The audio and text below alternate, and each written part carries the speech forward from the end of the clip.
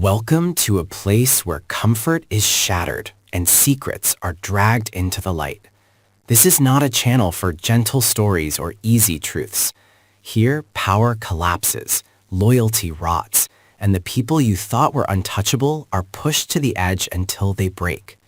We go beyond the polished smiles and locked gates, exposing the raw emotions, hidden betrayals, and brutal choices that change everything. If you're looking for safety, turn back now. But if you're ready to witness how quickly control turns into chaos, you're exactly where you're supposed to be. Vernon's anger did not arrive all at once. It seeped in slowly, like dampness crawling through the walls of Fairmont Crest, staining everything it touched. At first, it disguised itself as vigilance, as concern, as the quiet discipline of a man who believed control could still protect what mattered. But the moment he watched Anita leave alone, no entourage, no shield of privilege, no comforting illusion of safety, the anger found its shape. It sharpened into something dangerous. Fairmont Crest had always promised permanence. Its iron gates, manicured hedges, and silent security cameras were designed to project the idea that nothing truly bad could penetrate its borders. Yet illness had crossed those gates without resistance, indifferent to wealth, reputation, or legacy. Vernon felt betrayed by that truth. He had invested his life in the belief that power could negotiate with fate, that influence could delay loss. Anita's departure exposed the lie at the center of that belief, and the humiliation of it burned deeper than grief. Anita's decision to leave without leaning on anyone else unsettled him more than the diagnosis itself. Her quiet resolve felt like an accusation.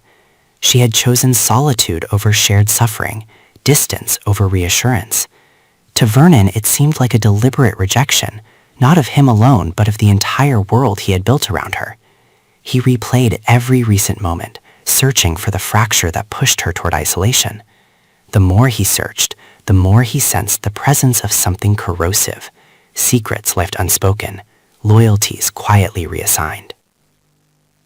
Inside Anita, fear did not roar, it tightened. She carried it with discipline, refusing to let it dictate her steps. The choice to leave Fairmont Crest alone was not born from pride, but from clarity. She understood the cost of vulnerability in a place where weakness was currency, where illness could be weaponized by those waiting patiently for an opening. Treatment was not only a medical necessity, it was a strategic retreat. Distance offered safety from pity, from manipulation, from the slow erosion of dignity she had witnessed in others before her. Yet even as she held on to that resolve, resentment pulsed beneath it. Anita had stood by Vernon through storms he barely acknowledged, had absorbed the consequences of decisions she never made. Now, facing the most brutal fight of her life, she realized how conditional support could be. Concern came wrapped in calculation. Affection arrived with expectations.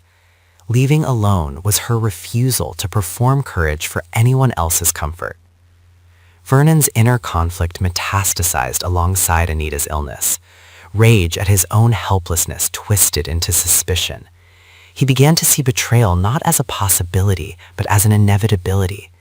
The absence Anita left behind created space for others to move, to whisper, to reposition themselves within the delicate hierarchy of Fairmont Crest.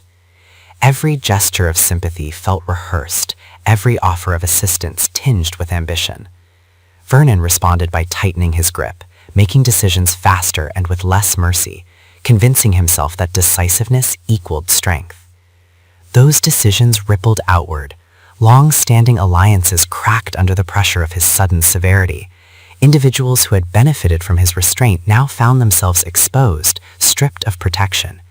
Some deserved it, others did not. Vernon did not pause to distinguish between the two. In his mind, collateral damage became acceptable, even necessary. Pain demanded an outlet, and power offered one. Anita, meanwhile, discovered that distance did not equal peace. Away from Fairmont Crest, stripped of familiar routines and symbols of authority, she confronted a more intimate betrayal, her own body. Treatment days blurred into nights of exhaustion and reflection. She thought of the life she had suspended, the battles unfolding without her, and wondered whether her absence would be interpreted as abandonment.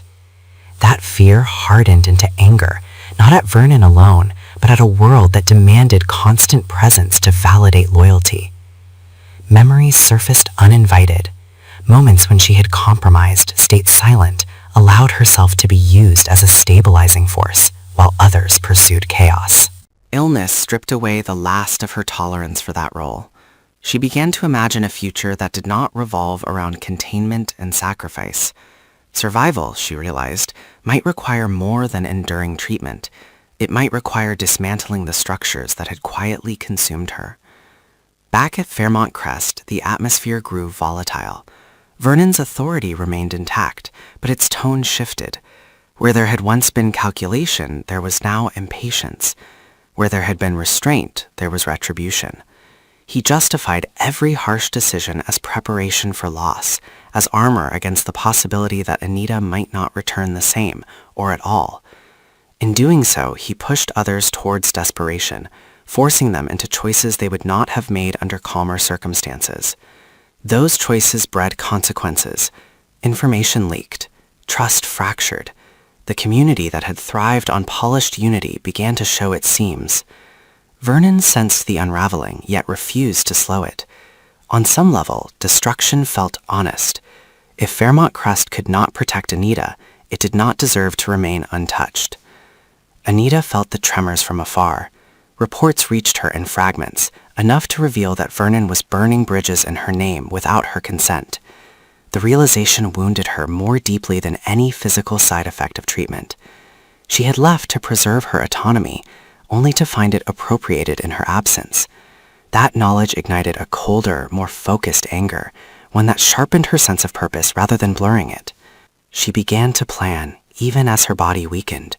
Survival was no longer a passive hope, but an active strategy. She understood that returning would mean confrontation, not reconciliation.